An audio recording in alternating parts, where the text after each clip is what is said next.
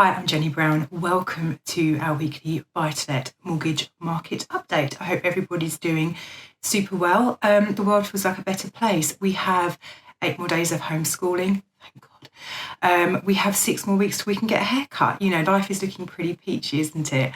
Actually, I'll let you in a little secret. We had booked a trip to Wales over the Easter period to go and stay in this beautiful barn conversion, and we were going to be going provisionally on the 11th of April. So when the news came out that we should be able to go on indeed the 12th of April instead, my other half was saying, you know, this is a really great outcome and fantastic that we'll still be able to go away.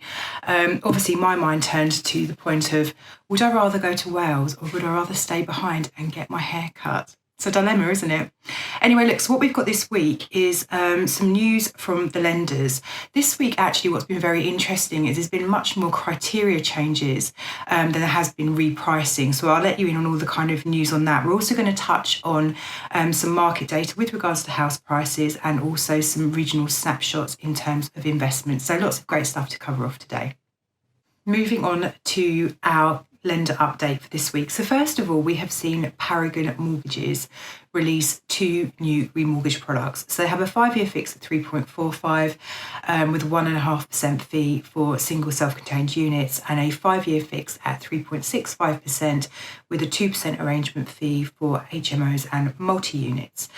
Now with both of these products, there is a £299 application fee, but the valuation is free. And there is also some cash back of £500 on completion. Now look, in terms of Paragon as a lender, what are they good at? So they will lend to limited companies and SPVs. Your SPV can be layered, so company owned by people. You know, they're very good at portfolio landlords. They do have a minimum income requirement of £25,000 a year. This can be from rental income. We really like Paragon as a mortgage brokerage. We really enjoy dealing with them. So it's really great to see them bringing out some competitive products. Paragon are very much what I would say a true landlord lender. So they only do buy-to-let mortgages, and they've really been doing it for many, many years. They're very good at it. So great to see them bringing out some good rates. We've also seen Vida Home Loans cutting rates by up to 50 basis points on 2 of their products. So their 2-year fixed rates now start from 2.99% at 70% loan to value, 3.14% at 75% loan to value, and they also have some 5-year fixed rates as well. Now these rates are only available for single self-contained units. These are not HMO or multi-unit products, although Vida do offer products for those types of properties also. And these products are not available on their expat offering also. Now, these products can be taken by those people wanting to use limited companies or indeed apply in their individual names. I would issue a word of caution here. It's fair to say that I think Vida have certainly struggled with the number of applications that have come across their door over recent months. They're getting on top of things, but I think their service is still, it still needs some work. So you wouldn't be going to them if you needed to do things in a hurry. Now, we've also seen in the last week Kensington Mortgages introduce products at 80 and 85% loan to value. Now, with rates starting from 4.15%, I think it's fair to say that the pricing is toppy. But when you're one of the only lenders playing in a certain space, to be really candid, you can pretty much charge what you want. And actually it's a great solution for those people who are looking for higher loan to value. A high loan to value solution would work well on those sort of high yielding, lower value properties, I suggest, rather than those in the southeast, or any property actually which is high value, low yielding, but particularly in the southeast, we'll see this probably not being appropriate. But if you've got a property which you're looking to buy, which is a good yielder, then this could be certainly a good angle for you. To borrow with Kensington, you can be no older than 70 years old at application. You can then have a 25-year term. Kensington do not mind how many properties you have in the background, and they don't have a minimum income requirements. A good solid offering from Kensington there. We've also seen a Metro Bank reduce their rental calculation on their 5-year fixed rates. So now what they're saying is that if you take a 5-year fixed rate with them, the rental calculation that they're going to use, and this is in personal names, is 140% coverage, assuming an interest rate of 4%. So where does that sit in the market? So look, most lenders have different calculations on 5-year fixed than they do on 2 and 3-year fixed rates products. But I think it would be fair to say that the kind of normal requirement would be 145% coverage at 5.5%. That's kind of the guidance. But lenders are able to exercise some flexibility on this calculation when people are taking 5-year money. The reason for that, the expectation is that your payments will stay static for a period of time. Your rental income will increase. So therefore you have the kind of comfort and stability built in to withstand any interest rate fluctuations over a period of time. Now, what Metro Bank have done is also really, I guess, remind us that they are offering top slicing on their buy-to-let mortgages. So what top slicing is if the rental calculation simply isn't working, but you have loads of disposable income in the background, so you can clearly afford the mortgage irrespective of the calculation not quite coming together. Lenders are able to look at your personal income to kind of top up the rental income to make the numbers work. These are not available for portfolio landlords. I would hasten to add these top slicing arrangements are only available for those people with a couple of buy-to-lets in the background, but they do actually work really well for some applicants. Now, Metro Bank are able to end up to the age of 85, so 85 the mortgage has to have been paid off. They accept up to 4 applicants, and there is a no minimum income requirement policy for them. They can let you have 5 properties with Metro Bank, 10 in the background, in total. Now, we've also seen Accord Mortgages increase their exposure limits. So now what they're saying is that their aggregate lending for established buy-to-let landlords has increased from £1 million to £3 million worth of mortgages with Accord. And they've increased the total maximum portfolio size for landlords from 15 to no limit in the background. However, they are saying that only 10 of those can be mortgaged. So to borrow with Accord Mortgages, you can have an unlimited number of properties in the background now, as long as no more than 10 of those are mortgaged.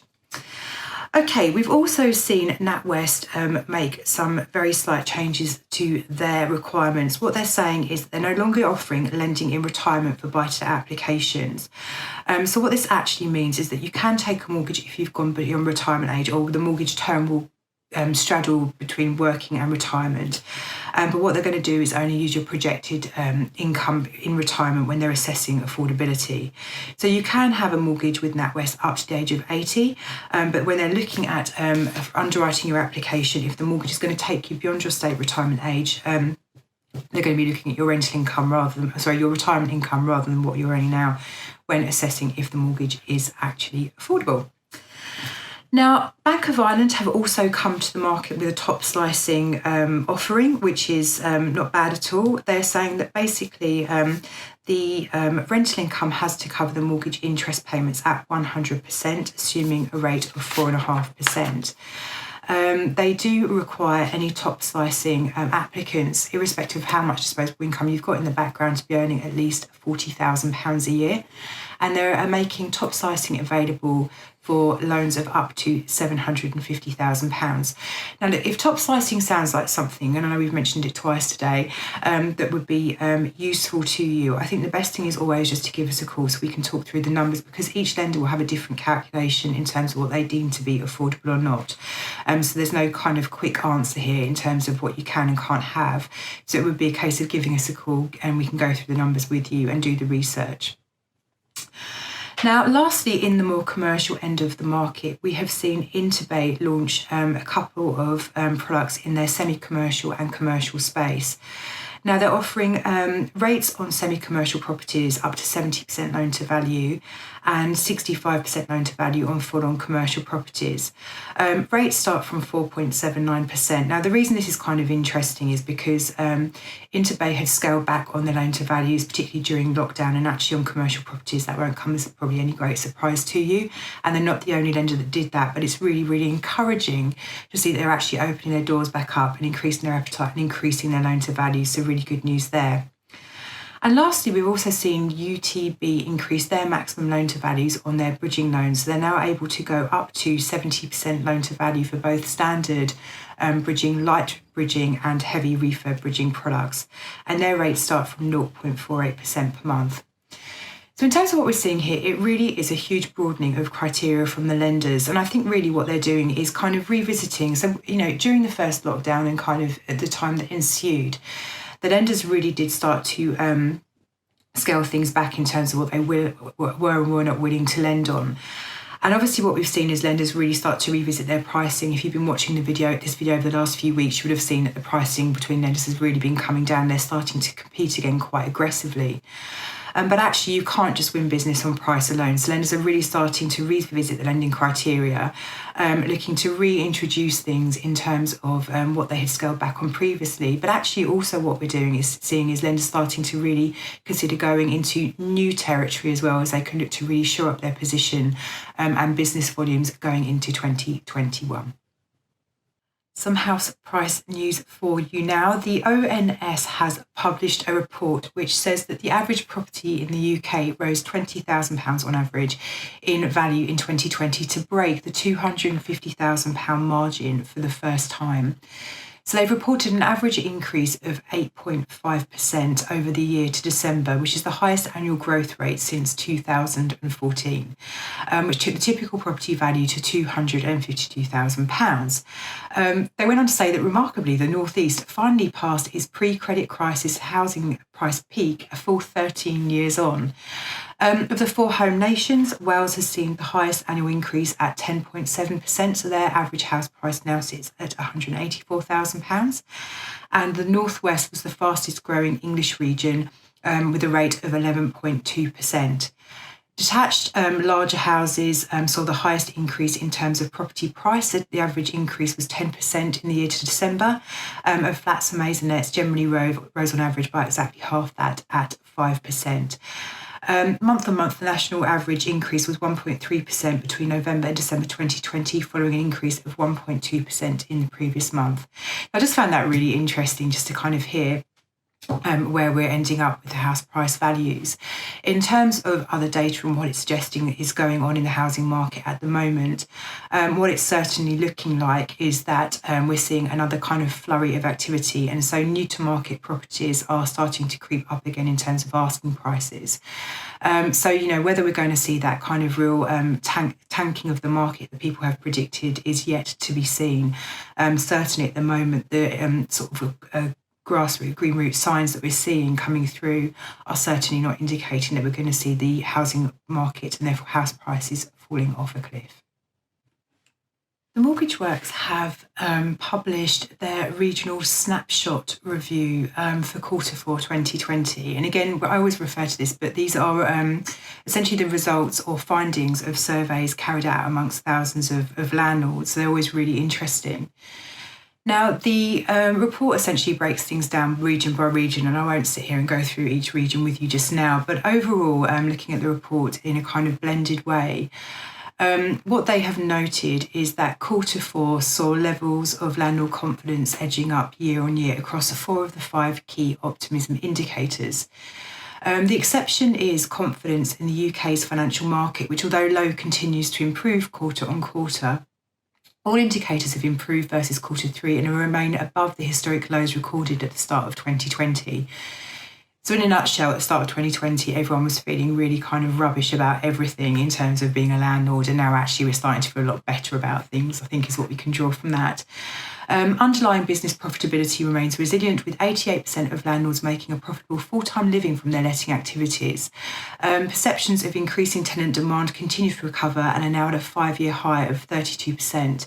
Although the incidence on voids decreased by -5%, the typical void duration rose significantly to 104 days, up 17 days from Q3. So again, I think really what we're hearing here is that actually people are finding that their rental incomes are going up. They're feeling much more confident about the future.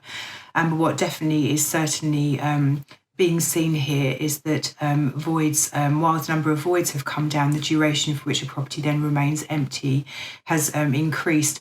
I think actually, if I'm honest with you, an increase from 17 days to 104 days sounds like a bit of an outlier there, so I'm not entirely convinced that isn't sort of data that's skewed by certain respondents.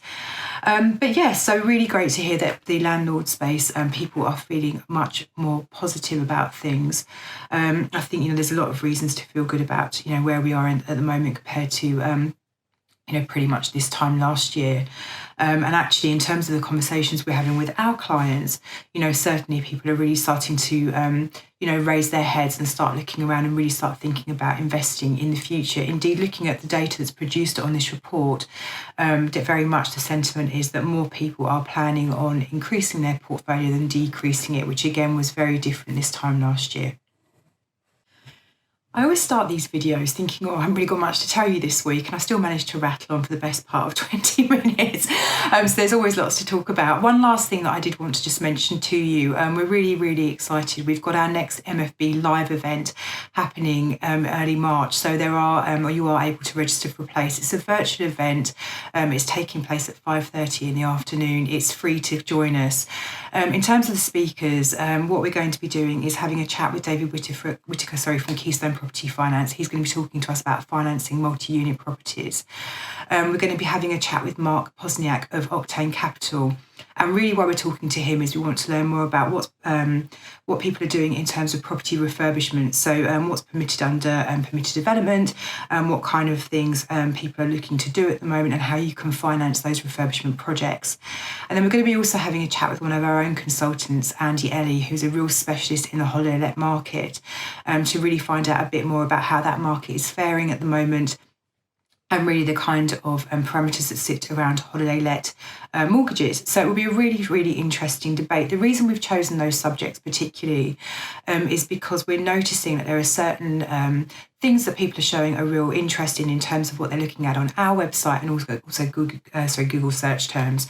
So we know that these things are really kind of hot topics at the moment. So we've particularly curated our event to be of interest to people. So if you'd like to join us, we'd absolutely love to have you there. You can register for a place on our website. Like I say, it's absolutely free to come along. So hopefully you'll be able to join us. And there you go. That's it for me this week. Look after yourselves. Looking forward to catching up with you again next week. Take care, and I'll see you next Wednesday.